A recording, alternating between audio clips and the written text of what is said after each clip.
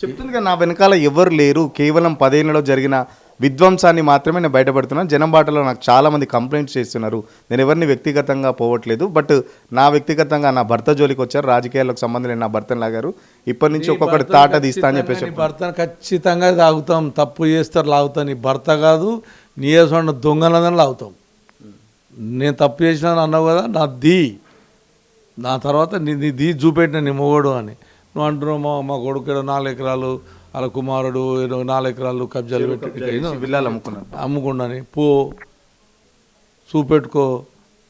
Development తీసుకున్నారు అన్న, మా కొడుకు డైరెక్టరా లేడా? మీరు అన్నికన్నా ముఖ్యమైందంటే, నేను ప్రణీత్ గ్రూప్లకి వెళ్ళిపోయి 6 నెలలు అయింది. అన్నకి ఇంకో డైరెక్టర్లే మేము కాము. ప్రణీత్ గ్రూప్ అనేటటువంటిది మంచి కంపెనీ, అది ఎండి మంచోడు అతను. మీరు బిల్డర్ల మీద టార్గెట్ చేసి డబ్బులు వసూలు చేసే ఆలోచన మీకుంటే నేనేం చేయాలి?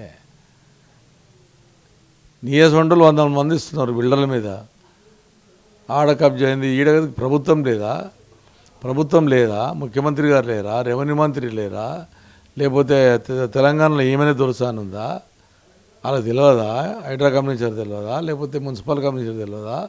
మీకు ఏమంటే తీయండి. నిజంగా గవర్నమెంట్ ల్యాండ్ ఉంటే హ్యాండ్ ఓవర్ చేసుకో, పలగొట్టుకో. నీ లీగల్ ఉంటే యాక్షన్ తీపించుకో. నా గవర్నమెంట్ లేదు కదా, నీ గవర్నమెంట్ ఉంది కదా. ఇక్కడ నీ గవర్నమెంట్, నా గవర్నమెంట్ లేదు కదా. నువ్వు చెప్తే ముఖ్యమంత్రి తింటాడా, నేను చెప్తే తింటాడా?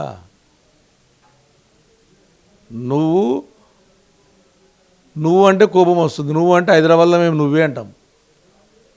ఒక్కో ఏరియాకు ఒక్కో భాష.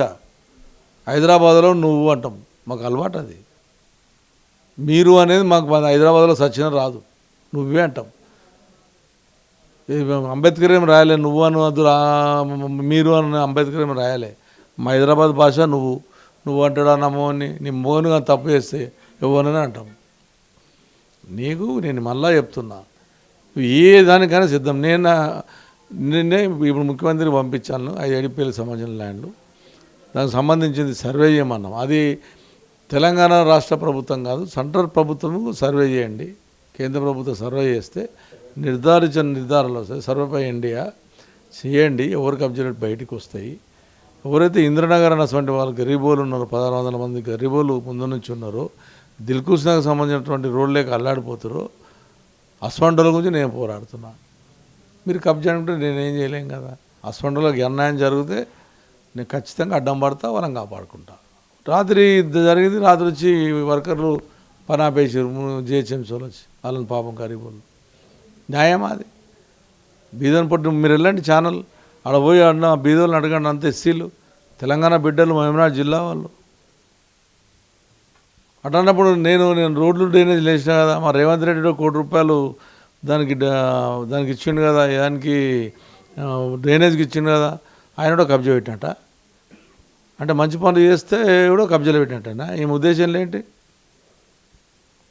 రేవంత్ రెడ్డి గారు కూడా 1 కోటి రూపాయలు కాలనీకి ఇచ్చాడు. ఏది డ్రైనేజ్కు. నేను కేటీ రామారావు గారు మేమందరం కలిసి మున్సిపల్ నిధులు ఇచ్చాం, అఫీషియల్తో కట్టాం. ఈమె కబ్జా అని నిన్న రాపిచ్చింది. మరి ఇప్పుడు వెళ్ళండి, అక్కడికి వెళ్ళి చూడండి పోయి గరీబుల పరిస్థితి ఏముందో. అంటే గరీబోనికి సపోర్ట్ చేద్దా?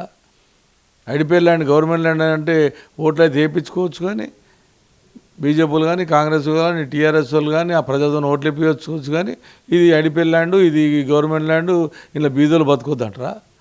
అనొచ్చా? ఎవరిదైనా బీదోలకు సాయం చేయాలి. అది దానికి అందరం పోరాడాలి. అన్ని పార్టీలను కూర్చోవాలి, అసలు బీదోలను కాపాడాలి. ఓట్లన్నా ఎంకరేజ్. కానీ నువ్వు రోజుకొక రామాయణం పెట్టి, రోజుకొక ప్రెస్ మీటింగ్ పెట్టి, రోజుకొక ఎమ్మెల్యే దగ్గరికి వెళ్ళి ఎమ్మెల్యేని టార్గెట్ చేసి కాంగ్రెస్ ఏరియాలకు పోయినావు, నిన్న తిరిగావు, ఎమ్మెల్యేని తిట్టావా? టీఆర్ఎస్ ఎమ్మెల్యేని టార్గెట్ చేసావు అంటే నీ అర్థం ఏంటి? ఈడ టీఆర్ఎస్ పార్టీని భస్వం చేయాలి, కాంగ్రెస్ పార్టీని లాభపడేటట్టుగా చేస్తున్నావు. ప్రజలకు అంతా తెలిసిపోయింది. చిన్న పిల్లలనే తెలుస్తుంది, ఇప్పటికున్నా నువ్వు ఏది మాట్లాడినా, నువ్వు ఏది చెప్పినా, కుక్కడు పిల్ల ఆయన బంధువుకు 5 ఎకరాలు ఏదో రెగ్యులర్ ఇచ్చాడని నువ్వు నిరూపించు. రేపే ఏమో తీసుకపోయి నాకన్నా వస్తాయి కదా, నీకన్నా వస్తాయి కదా, ఎన్నో చూపెడతలేదా నా బంధువుకే ఇచ్చినావు. నోటికి ఏది వస్తుంది నా మాట్లాడుతుంటే నేను తిట్టకపోతే ఏమనాలి? ఇక ఆడపిల్లవని ఊకుంటాం, కానీ మామూలు తిట్టాలని ఉంది. ఏది చూపెట్టరా, ఎవడో పగలగాడు నీకు ఇయ్యంగానే చెంచగాడు ఇయ్యంగానే నువ్వు రాసి వినిపిస్తున్నావు తప్ప అసలు నీకు ఎక్కడ ఉంది నీ దగ్గర అసలు నీ దగ్గర ఏం సబ్జెక్ట్ ఉంది? ప్రజల సబ్జెక్ట్స్ ఉండా నీకు? కళ్యాణ లక్ష్మి వచ్చిన గొప్ప నాయకుడిని ఏం చేసినావు అంటావు, తండ్రి ఫోటోనే నీ దానికే తీసేస్తావు. నువ్వు చెప్పు, నీ కూడా బిడ్డ ఉన్నది కదా, బిడ్డలు ఎవరు ప్రేమిస్తారు? తండ్రిని ప్రేమిస్తారు. ఈమె కాంగ్రెస్ని ప్రేమిస్తుంది. కన్నా తండ్రిని వదిలిపెట్టి కాంగ్రెస్ని ప్రేమిస్తుందంటే అయిపోయా.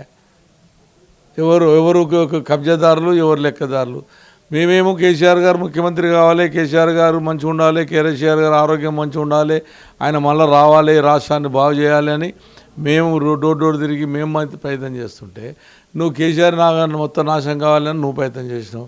నువ్వు తిరిగినావు, తిడుతున్నావు. ఆయనే నిన్న సర్పంచ్ ఎలక్షన్ ఎట్లా వస్తుందో చూస్తున్నావు కదా. నిన్న జరిగింది అంటే 50-60%లో 100% 40-45% టీఆర్ఎస్ పార్టీ గెలిచింది. అందులో 10-15% మాకు గెలిచిన వాళ్ళు అవి మా కాండవలు వేసుకొని వాళ్ళు తీసుకుపోయారు. సరే, అది రాజకీయం అర్థం కాబట్టి మీరు పోరాడవలసింది అధికార పార్టీనే పోరాడు, పనులు అవుతలేవని. ప్రతిపక్షాలతో ఏమవుతుందని పోరాడుతున్నావు? అసలైన తొలి వెలుగు. ఫాలో వాట్సాప్ @తొలి వెలుగు official.